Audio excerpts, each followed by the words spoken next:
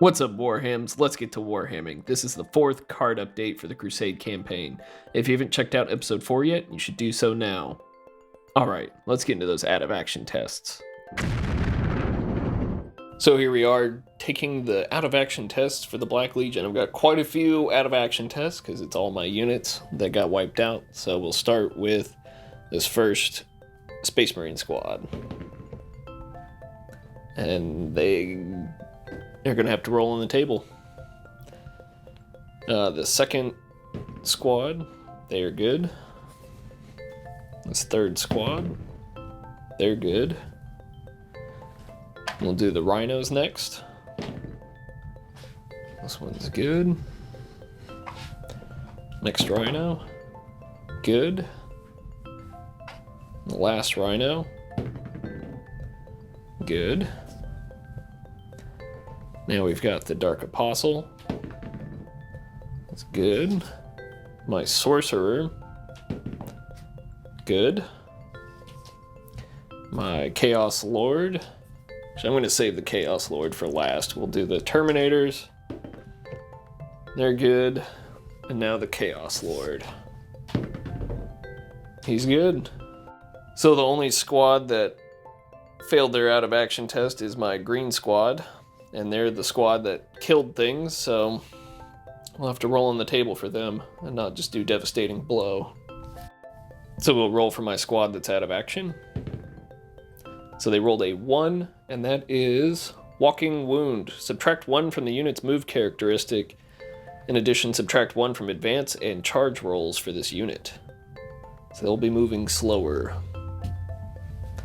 Little disappointing it's that squad, because that's the squad that actually killed the Warlord and got Reaper. But it is the way it is. Alright, so here's the out-of-action test for the Shield Captain. Ooh, he failed. He did fail. So let's roll on the table.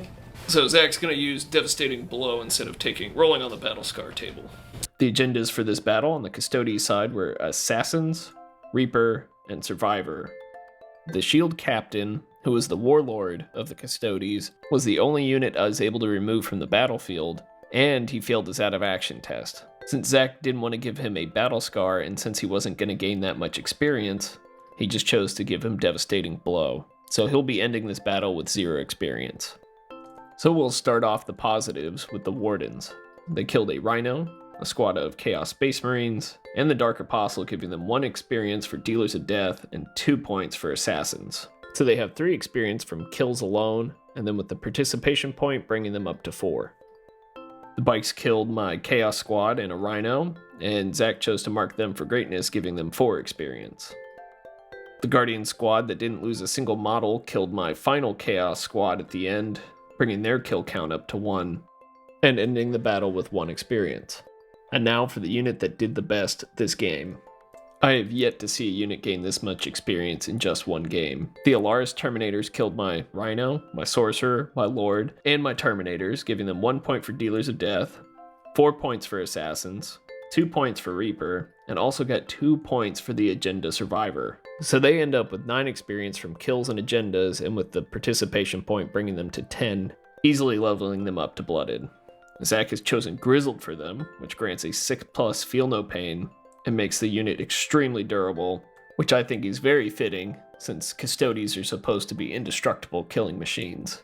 Everyone else got 1 experience for playing except for the Warlord, who took the Devastating Blow. On the Black Legion side, the agendas were Reaper, Kingslayer, and Lord of the Warp.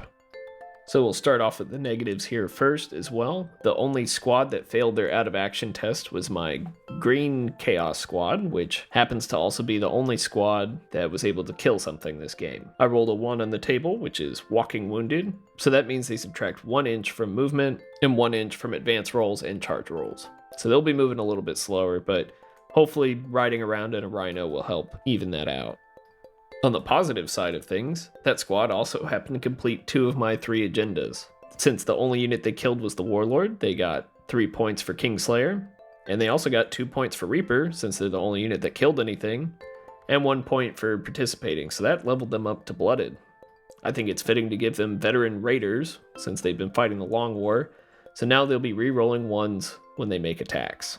The only other unit to get more than 1 participation point is my Sorcerer, and that's because he completed my 3rd agenda, which was Lord of the Warp. With the 2 points from Lord of the Warp, and 1 point for participating, putting him at 3 experience, I decided to mark him for greatness, so that he could level up to Blooded as well. The upgrade I gave him is Master of Lore, so now he knows 4 powers, including Smite. I thought about giving him the requisition to cast an additional power each turn, but since I have a stratagem that lets me do that, I thought it'd be more beneficial to have more tools in my toolbox. And the 4th power I have added is Diabolic Strength. What Diabolic Strength does is it gives a Heretic Astartes model +2 strength and +1 attack. If I successfully put it on my Warlord, with the Warlord trait Black-Clad Brute and the relic the Black Mace, he will have 6 strength 10 attacks on the charge. Plus he'll dish out D3 mortal wounds before the combat starts, and a mortal wound for each roll of a 6 when I roll for each model slain by him.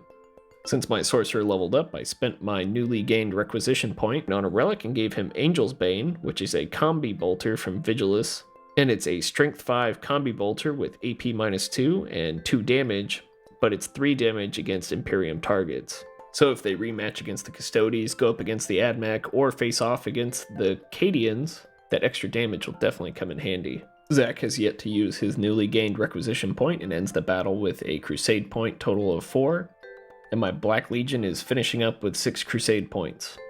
I've left a link to the Crusade card Google Doc in the description so you can see the upgrades for yourself. And as always, thanks for watching and be sure to subscribe so you know when the next video comes out. Thanks for Warhamming.